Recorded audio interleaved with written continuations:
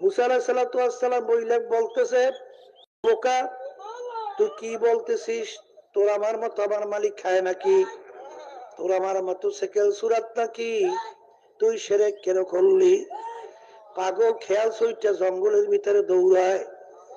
আর নবী বলে, আল্লাহ রাব্বুল আলামিন ওহী নাযিল করে, হিয়ামত সোয়ে মুসা আজ খুদা বান্দায়ে মা চেরা কর দে জুদা। হে আমার নবী মুসা, আমার বান্দাকে আমার থেকে কেন জুদা করলা? তালাশ করে বান্দা কোথায়? জঙ্গলে ঘোরে আর আল্লাহ কইয়া চিল্লায়। আবার বলো, কথা মালিক বড় পছন্দ করছে। হে আল্লাহর নবী, ওই কথাগুলো যদি এখন আমি বলি আসলে আমি মুশরিক হব, কিন্তু যখন আপনি বাধা দিচ্ছেন ওই অবস্থা হালাত তো এখন আর আমার নাই। আমি তখন সিদরাতুল মুনতাহা পার হইয়া আমার মালিকের ৭০,০০০ নূরের পর্দার চতুর্পাশে ঘুরতেছিলাম। আল্লাহর সঙ্গে দেখা হইবে এই সময় আপনি আমাকে বাধা দিচ্ছেন। হুজুর, এই অবস্থা তো এখন আর আমার নাই।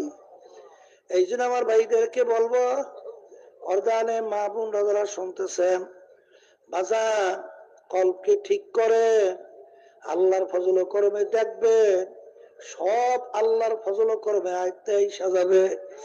নিজেকে নিজে সবসময় নিজে পরিচয় তখন লাভ করতে পারবেন, তখন গুনার কথা মনে পড়লে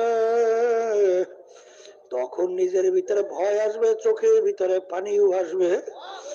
আমার দয়ার মালিক, আরে আমি যদি খোটা না কাজতায় এই অবস্থায় কবরে যাই আর গুনাহ মাপ যদি নাই হয়, আমার দয়ার মালিক, ওই কবরে আমার জায়গা হবে না, কিয়ামতের ময়দানে জায়গা হবে না। আরে পুলসরাতে কাইটা কাইটা পড়বে, আর ওই জাহান্নামের ভিতরে ঘুম ঘুম কইরা পইরা যাব। আমার দয়ার মালিক, দয়া মায়া করে আপনি আমাকে মাফ কইরা দিয়ে। এই অবস্থা কখন হবে?